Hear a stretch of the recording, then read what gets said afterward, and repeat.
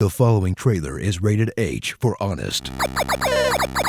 From the studio that's all about inclusion, and the show that includes everyone by telling them all that they equally suck, comes a faithful video game adaptation that answers the age-old question, can you make a 16-hour game entirely out of fart jokes? Yes, apparently the answer is yes.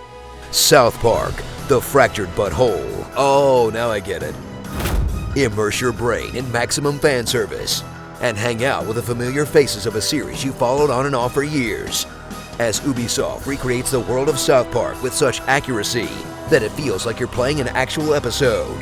With new mechanics like the racial difficulty slider, designed to launch 1,000 think pieces, and an open world jam-packed with callbacks that will constantly have you saying, "Hey, I remember that," until they turn right around and mock you for enjoying the exact thing they are currently doing. Remember Steady Alpha 5? Oh, yeah, I remember that. Oh, maybe. In a video game experience that stays true to the core message of South Park, caring about literally anything is for losers.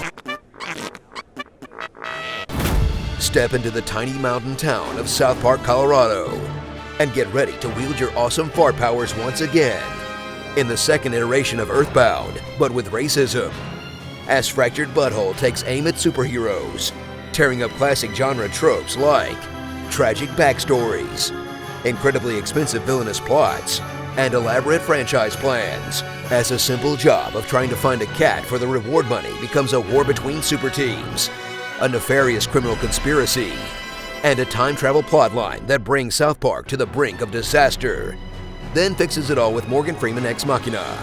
Because it wouldn't be a superhero story without casual retcons and last-minute ass pulls. Return to a South Park that's mostly unchanged from the previous game, and get ready to scour all over it again for collectibles, as you selfie your way through most of South Park's characters.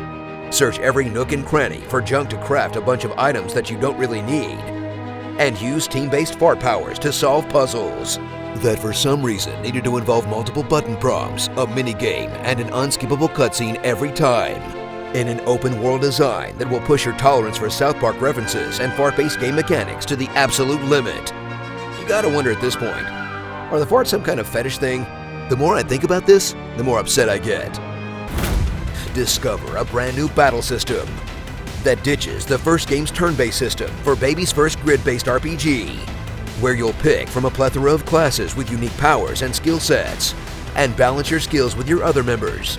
Then find out none of your choices matter because you get every class anyway, as you mix and match a wealth of skills to battle your increasingly ridiculous enemies. That gets a little less impressive when you realize the entire game is a cakewalk, and the only thing keeping the story battles interesting is a handful of fight gimmicks. Look, if you thought the game about buttholes was going to be as deep as chess, I got no idea what to tell you. So put on that cape, shove that burrito in your face, and ass blast your way through another love letter to South Park fans that you might want to avoid if you're not one, because without the warm, comforting lens of nostalgia, one long poop joke wrapped in an OK RPG probably isn't going to do it for you.